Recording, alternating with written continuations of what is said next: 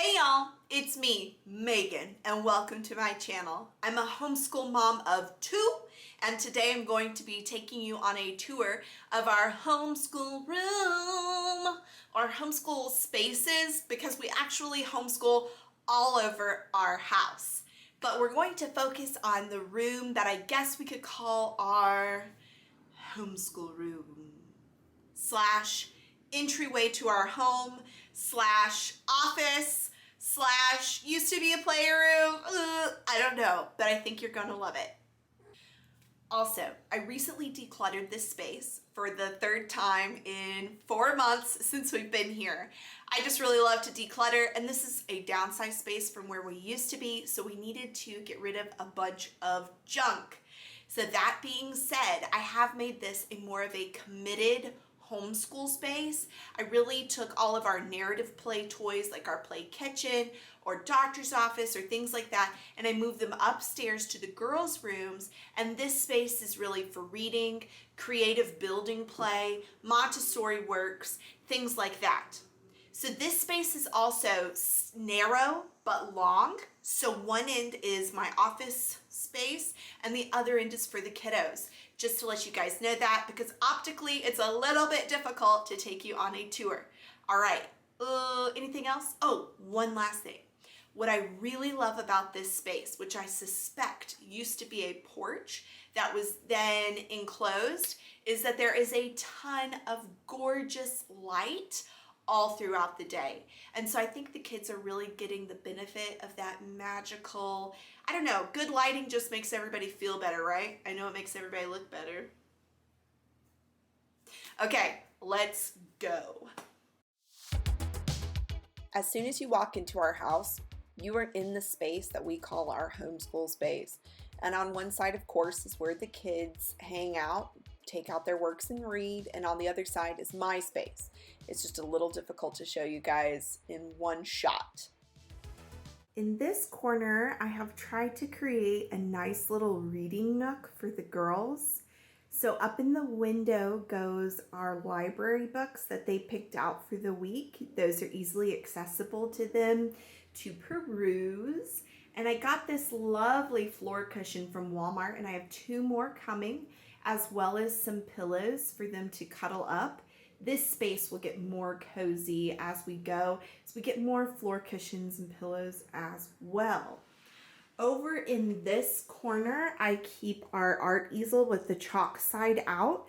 That's the side that they're allowed to access whenever they want to. I got this art easel for free because that's how I like to roll. And it is light enough for me to move into the dining room when we are doing lessons. All right, this is our bookshelf where we do keep most of our homeschool play supplies. And I do like to try to make the top of this a more of a display. So changing this seasonally or decorating it to match a unit that we might be on is something that I have planned for the future. I do keep this globe from when I was a high school teacher. This globe actually dates back to before the fall of the Soviet Union. And if you have high schoolers or middle schoolers, that's a super fun activity. If you happen to find a globe at a secondhand store or something along those lines, using clues based off of the political outline of the map to date the globe is actually something that's really fun to do. The next thing that I keep up here is actually a bamboo utensil tray that I just got off of Amazon. And I keep this up here for the kids to put things that they collect from our walks, like pine cones, sticks, flowers, things that they may want to observe later. I keep this here for them to fill up. It sort of keeps it from getting all over my house. And then once a week, which I actually did yesterday, we can just take this outside and give it the old heave-ho, clean it out for fresh specimens to be brought in. Right now, in terms of trying to be inspirational or Pinteresty, I have sitting out this DK book, the Book of Brilliant Bugs. Oh, this is such a gorgeous book, okay? Like bugs that glow. Right? It's just the kind of nonfiction that we really like, where you can kind of pick and choose and has gorgeous illustrations. So I have that set out with this little bug catcher, so maybe they'll be inspired to get outside and catch some bugs. Most of what I try to keep out here in this space are things like creative building play toys. So we have, of course, classic magnet tiles, but we also have these really cool like wood rocks, and they come in different colors, different shapes and sizes, and they stack on top of each other. So this is definitely more for old PJ, and it's great for her fine motor skills, as well as trying to build her vocabulary with colors and with size comparison as well. These I got off of Amazon, and this little basket I just picked up at Target. I thought it was perfect for putting those in there and getting them on the shelves. On these shelves down here, I keep books that we have read or referenced in the past that they can pull out whenever they want to and just go through them. And some are really well loved and kind of torn up, but we just can't separate with or part from them. So I'll keep those down here. If I have a book that I know we're going to need for a homeschool unit or that we might be using this year, I do keep that separate and away from the kiddos, just to make sure that I can get it read or referenced before it meets some untimely fate, whether that's PJ with a crayon, PJ with scissors, or something like that. Most everything here is for probably geared towards a younger student, homeschooler, Miss PJ in this case, but that doesn't mean that my 7-year-old still, she loves the magnet tiles, and hopefully I've created a large enough space here for them to be able to build magnet tile castles, rock walls with the wood rocks, things like that. We also have a Love Every or Lovery subscription for our youngest child. Thank goodness we have wonderful grandparents who definitely spoil the kiddos rotten, but this I don't mind because it is just, they're such good hearty toys. So I keep all of those on these shelves as well, and I'll rotate those because I want my youngest child to get the experience of several of those different types of works. This one is like a Connect 4, but with these little wooden coins that are color coded. So a lot of her homeschooling is going to be playing with these different types of works. Okay, I want to show you one more thing before I bounce over to my side of this homeschool space. All right, so again, that's the reading nook with their library books set up. Here they hang their backpacks and hats, but just using every bit of space you have. Our front door is metal, so I do use it magnetized as a space for storage. Like this is just some paintings that they did recently. See, we've got a bunch of Pokemon there, and I will just hang some things up there as well. I've also ordered a wire art hanging rack to go across here and to just be able to hang up art or crafts that we've done recently. All right, now for my side of the homeschool space, my office, which is pretty typical, I guess, but we'll go over a few features that maybe make it homeschool and unique to me. I got a new color printer this year, which I'm very, very excited about because it is allowing me to print unit studies online that I get off of Etsy or Teachers Pay Teachers, or also just really cute artwork or pictures of the kiddos that I might want to use in crafts. This is also Cheese. She's my constant companion no matter where I go. So of course that makes her a fixture of my side of the homeschool room. Oh, this is a cool storage tip for you guys. So let me see if I can pull this out without just making a huge mess. Yeah. All right, this is actually a plate organizer or a pots and pans organizer that you would get at TJ Maxx or maybe keep in your kitchen for putting your lids to your pots. But I actually just use it for binder storage and for clipboards. So in this, I like to keep just a really quick accessible notebook, and this I'll put my to-do lists in, but also I will jot down notes or even journal things that I'm trying to accomplish in my homeschool, keep reminding myself about the vision that I'm wanting to create with my kiddos. And this is Rifle Paper Company. So cute. That's from Target. I also keep a binder for each of the girls.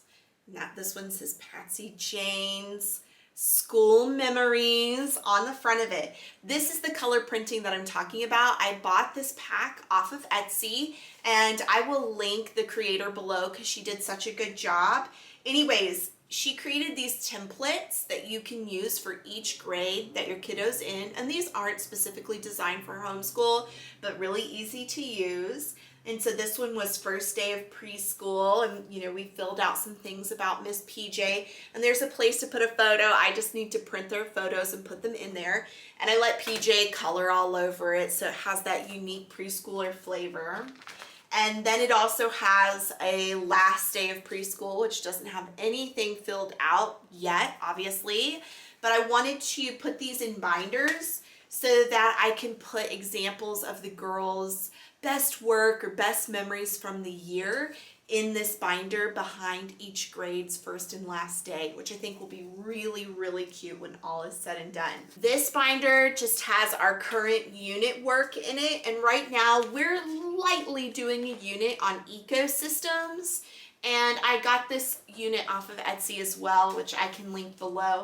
But one of the things I loved about it is it came with these really great art studies. So I printed these and laminated them, and then we are going to be discussing them over dinner, and then hopefully be able to visit Chicago at some point because they have a great collection of Monets there, which of course, if you know anything about Monet, he's a great painter to study if you're doing a pond unit study, all right?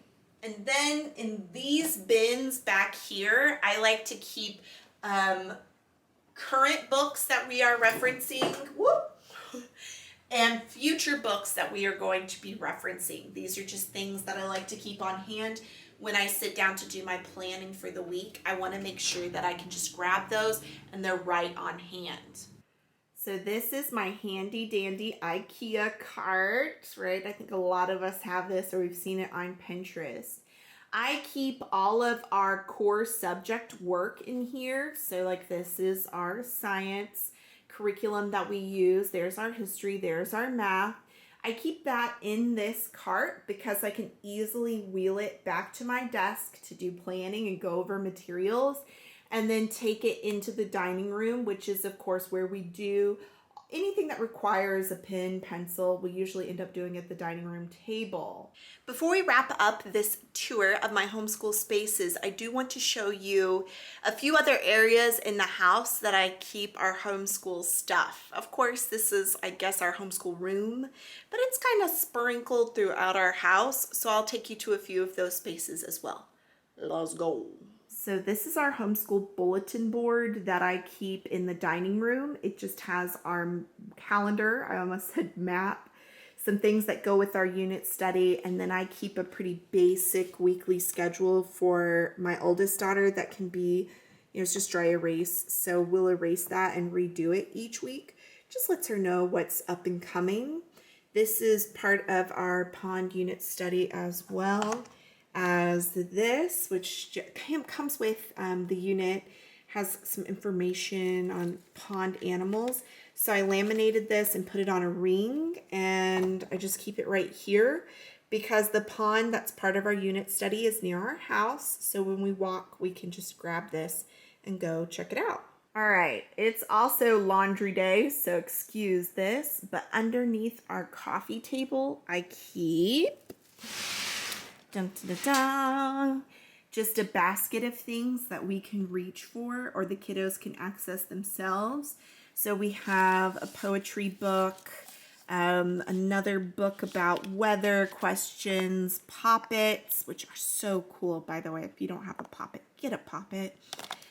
Just some tossable bean bags, and these are my oldest daughter's sight word cards. And right now she's completing a sight word challenge. So if she can get through all of these accurately in under a certain amount of time, she's going to get a prize. So these are pretty cool. They've got the sight word on the front, and then it's used in a sentence with a picture on the back. I will actually link these down below as well because they are super, super cool, and we just recently got these. All right, the last space I'm going to show you is in my youngest daughter's bedroom. And this is our homeschool supply closet, which is pretty cluttered right now and needs to be cleaned out. But at the top we have games and puzzles and then just various supplies that I may not want them having access to. So it's in here, and to keep my littlest one from getting in, we do have this child-proof knob cover. You know, you do what you gotta do, right? All right, guys, I hope you enjoyed that tour of our homeschool spaces. You know what they say, is it perfect? Heck no. But is it done? Yeah, for today, it did get done. All right. No thanks, cheese. Until next time, bye.